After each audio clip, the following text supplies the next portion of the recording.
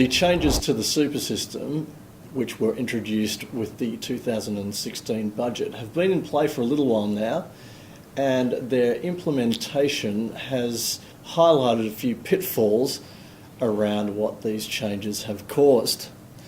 Joining me to discuss this issue is Peter Burgess from SuperConcepts. Welcome, Peter. Pleasure, Darren.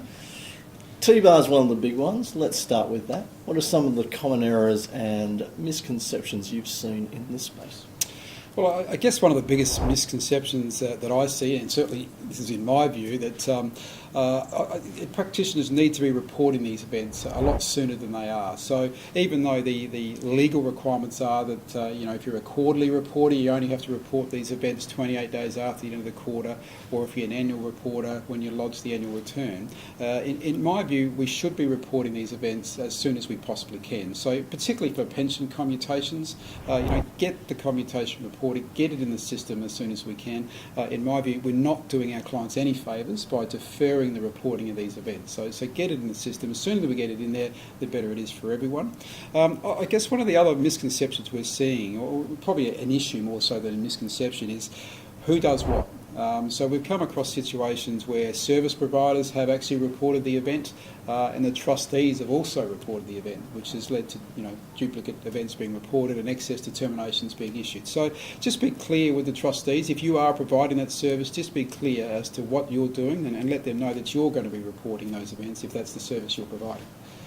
So does that mean advisors just need to improve their structures and their practices?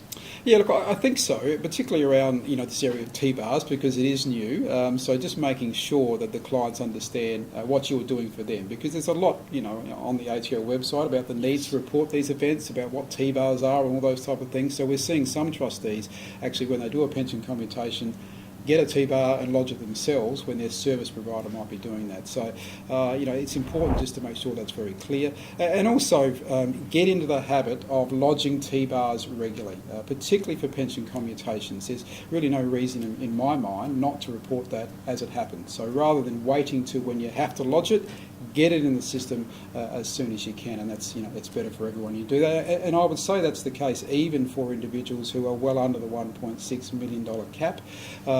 If it's a reversionary pension, and we know there's lots of pensions out there are set up on a reversionary basis, so that when the primary pensioner dies, the pension will revert to the spouse.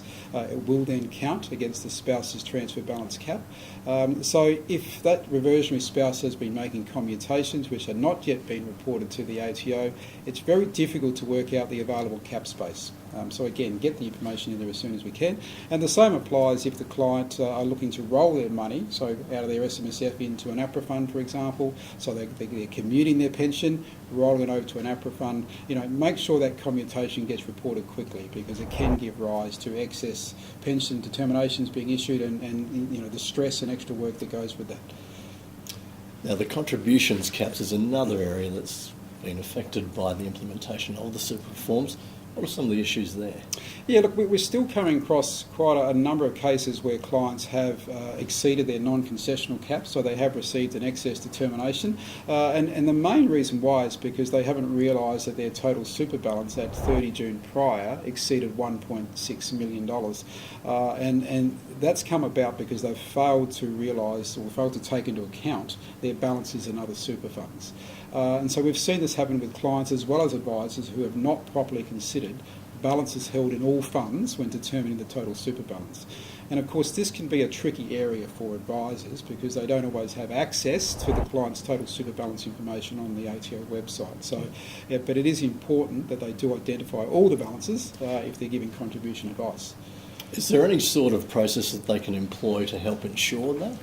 Yeah, look, I think for me, if you are giving contribution advice nowadays, well then you really do need to become the source of truth for their total super balance because it's, as I just mentioned, it's not easy to get this information from the ATO if you're not the tax agent, and even the information on the ATO website may not be up to date. So really, as advisors giving contribution advice nowadays, you have to become the source of truth, if you like, for their total super balance, which means keeping records of what balances they've got in what funds. And, you know, from time to time reconciling that back against the client's MyGov account just to make sure it is accurate. Yep. Now, earlier on in the conversation you mentioned reversionary pensions, but obviously the pension area itself is causing a few issues. What are some of the concerns there? Yeah, so we're seeing clients exceed their pension of the $1.6 million cap, and again, it's because they haven't properly considered pension balances elsewhere. And we saw this in the lead up to 30 June 17 when funds had to commute enough to get below the 1.6. A lot of clients didn't commute enough, and they didn't do that because they didn't factor in balances they had elsewhere, particularly clients who have had government super schemes. So they're now being issued with excess determinations. It's important that they do act on those determinations. The clock is ticking when they get that determination, so they need to act within the prescribed period. If they don't do that, it can be very difficult to fix once the commutation authority has been issued to the fund. So we are seeing situations where they are exceeding the cap, and it's because they're not properly factoring in balances in other funds. So when you talk about, obviously this is going straight to the heart of the source of truth with super balances and that sort of thing. Where do advisors turn for this? Do they work with the administrators more closely? How do they go about that? Yeah, look, it's an interesting question because it's also a problem for administrators. We may not always have access to that information as well if we're not the tax agent for the client's individual tax affairs. So we can only access information regarding their fund if we're the tax agent of the fund. So I think for advisors, it's a good thing to be working with the client's tax agent, so the individual responsible for doing their individual tax returns and so forth, because they do have access to the client's information. So there will be times to rectify certain breaches that they're going to have to work with the tax agent. The administrator is not always able to do that. We can certainly help. But really, it's the tax agent that has access to that information that they need to work with. Thanks, Peter.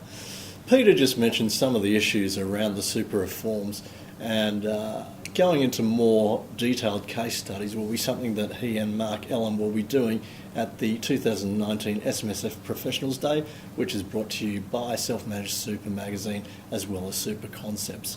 If you'd like to save the dates or know when they are or register for the event, please visit the website that is showing on the screen now and register for the event to secure your place. Thank you very much for those insights, Peter, and I look forward to hearing a little bit more about these topics. Thanks very much, Darren.